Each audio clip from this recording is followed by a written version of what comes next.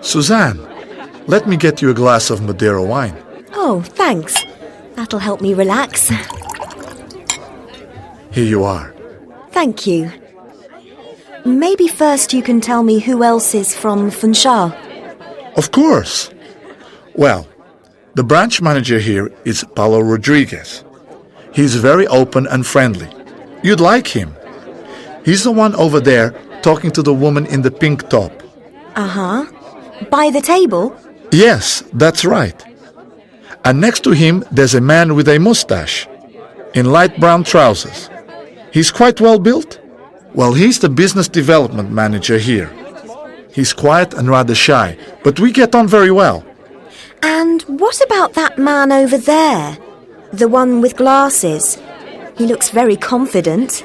The one with the waistcoat? Mm-hmm. Yes, he's from Vienna. He's the director for Austria. We were chatting earlier. He's got a great sense of humor. By the way, do you know who's here from Paris? I'd like to talk to the French manager, Henri Joly. He sent me those new brochures that head office produced. You know, the ones about VIP banking services. What's he like? Ah, yes, Henri. He can be a bit serious and distant at times. And he's usually not very sociable. But when you get to know him, actually, he's good fun. I think you'd like him. Do you see the lady in black with high heels? Mm-hmm. Well, she's talking to Henri. He's the one in jeans and trainers, wearing a tie. Right. Yes, I see.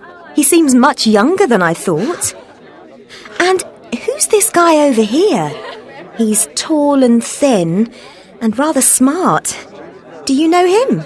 Yes, wearing a black pullover. Uh-huh.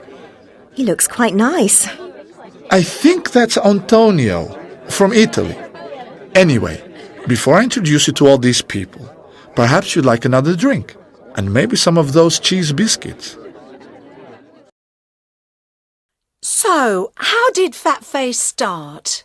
Well, we had the original idea one night in 1988. We were both working in a bar and a ski resort called Meribel in the French Alps.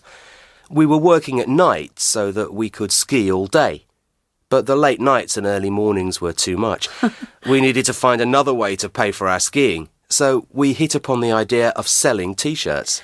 I suppose you didn't think of doing any market research at the time. No, we just ordered 100 T-shirts and were incredibly surprised at how quickly we managed to sell them. Who designed the T-shirts then? We did. We decided to create our own so that they would be more original. We got a manufacturer in the UK to print them for us and then send them over to Meribel. We did product trials by seeing which designs sold the quickest. So, why the name, Fat Face? When we decided to open our first shop, we obviously needed a name. Fat Face comes from one of our favourite ski slopes in Val d'Isère called La Face. How would you describe your clothing? Practical and stylish at the same time. People associate our brand with an active outdoor lifestyle. At the same time, the designs are interesting and attractive. When did you actually launch Fat Face Limited? The shop opened in 1993 and sales were quite slow to start with, but they soon got better, especially at the beginning of the year 2000. Sales are now extremely good, so we've come a long way since our skiing days in Meribel. Welcome to our new series, Business Foundation, where we're going to take a look at the inventors who have made our lives so different today. People like Sabir Bhatia, one of the founders of Hotmail, who launched his online email service in 1996. Martin Cooper, who made the first mobile phone call in 1973. Tim Berners-Lee, who developed the World Wide Web in 1991. And Otto Victorl, who made the first contact lens in 1961 in what was then Czechoslovakia. Today we've got IT expert Neil Harris in the studio to tell us the story of Sabir Bhatia. Neil, when did Sabir come to the USA? Well, Sabir arrived in the USA in 1988 when he got a place to study electrical engineering at Caltech, the California Institute of Technology. After that, he went on to do a master's degree at Stanford University. What did he do then? Well, he didn't finish his doctorate at Stanford because he decided to take up a job offer with Apple. Here, he met Jack Smith, and later the two of them joined a startup company called Firepower Systems, Inc. At this point, Sabir and Jack started working together on new ideas for the Internet. So, how did they get the idea for Hotmail? Actually, it was Jack Smith who thought of it first. He was frustrated because he couldn't send an email privately at work. He called Sabir on his cell phone with an idea for a private email service. Sabir told Jack to hang up because someone might hear their conversation. When Sabir got home, the two discussed the idea in more detail, and then Sabir came up with a business plan. How did they decide on the name? They tried all kinds of names ending in the word mail. In the end, they decided on Hotmail because it contained the letters HTML, the coding on all web pages. When did Sabir and Jack launch Hotmail? Well, first they had to get funding, but they didn't want to tell too many people about their idea because someone might copy it. Eventually, a sponsor agreed to invest $300,000 in the idea. Sabir and Jack launched Hotmail on July 4th, 1996, Independence Day, and in less than 6 months, they had 1 million users. What about the offer from Microsoft? Well, Microsoft soon realized how well Hotmail was doing, and in the autumn of 1997, they made their first offer for the company.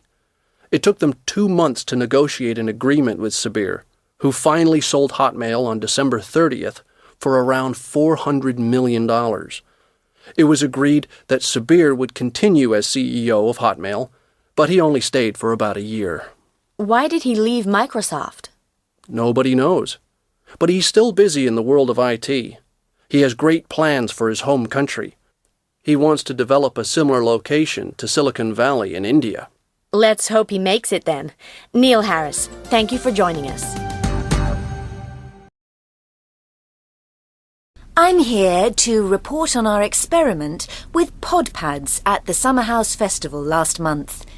The purpose of our research was to find the most comfortable place for visitors to stay during outdoor festivals. We wanted to find out which accommodation would keep people dry in bad weather. Why did we choose pod pads? Because they are much stronger than tents. The makers also have an installation team who put up the pod pads before the event and take them down again afterwards. First, we contacted podpads.com and ordered 50 pod pads for the Summer House Festival. Then, on our website, we offered free accommodation to 50 visitors if they took part in our research. We spoke to our pod pad residents after one night and then again after a second night. All of them said they would consider hiring a pod pad at the next festival they went to, depending on the price. Finally, we visited the farmers who let us use their land. We asked them for their opinion of the company. They commented on the efficiency of the team who put up the pod pads and then took them down as soon as the festival was over.